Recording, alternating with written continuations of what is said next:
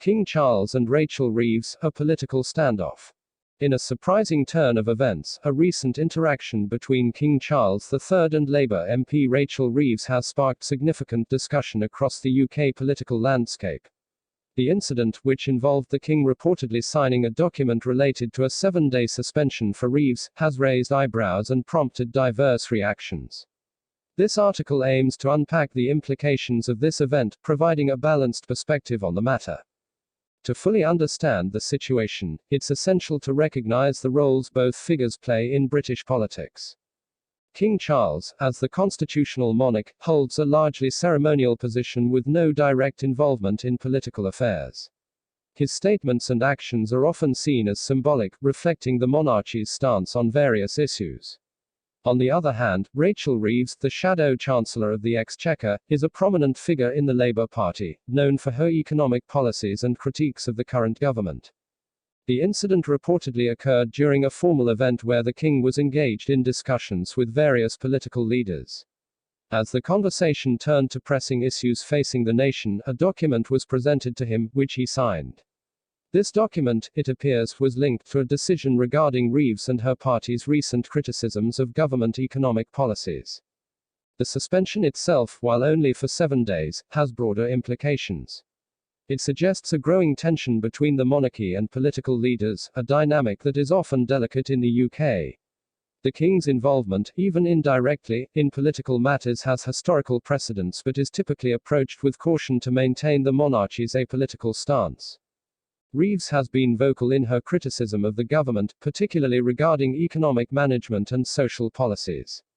This suspension could be interpreted as a rebuke of her stance, raising questions about the balance of power and the role of the monarchy in contemporary politics. Supporters of Reeves argue that this move could stifle necessary debate and discourage critical voices in the political arena. The political response to this incident has been varied. Some members of the Labour Party have rallied behind Reeves, emphasizing the importance of free speech and the need for robust discussions on economic issues. They argue that the monarchy should remain neutral and that any perceived interference undermines democratic principles. Conversely, some government officials have praised the King's actions, viewing them as a necessary step to maintain order and civility in political discourse. They argue that while criticism is vital, there is a line that, when crossed, can lead to instability and a breakdown in dialogue. Public reaction has also been mixed. Social media platforms lit up with opinions ranging from support for Reeves to calls for the monarchy to step back from political entanglements.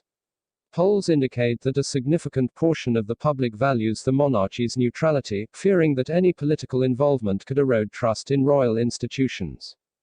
Moreover, commentators have pointed out that this incident highlights a broader trend in which political figures are facing heightened scrutiny and, at times, backlash for the statements and actions. Reeves' suspension serves as a reminder that the political climate is increasingly contentious, and even minor events can lead to significant consequences.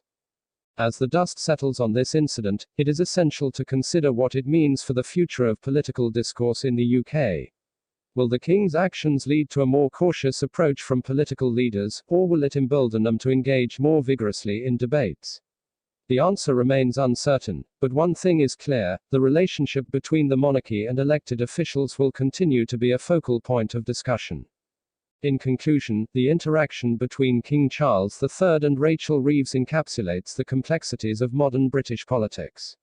While the suspension may seem minor, its implications are far-reaching, touching on themes of power, free speech, and the role of the monarchy in a democratic society. As viewers and citizens, it is crucial to engage in thoughtful discussions about these events and their impact on our political landscape. What do you think about the King's involvement in political matters? Do you believe this suspension was justified or an overreach? Share your thoughts in the comments below. And if you want to stay informed about the latest political developments, be sure to subscribe to our channel for more in-depth analysis and discussions.